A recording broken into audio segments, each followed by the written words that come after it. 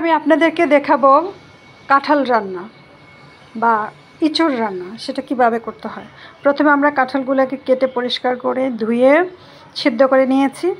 তারপরে তেল বসিয়েছি। বসানোর পরে তেলটা যখন হয়ে আসছে, তেলের মধ্যে আমরা আলুটাকে ভালোভাবে একটু ফ্রাই করে নিয়েছি।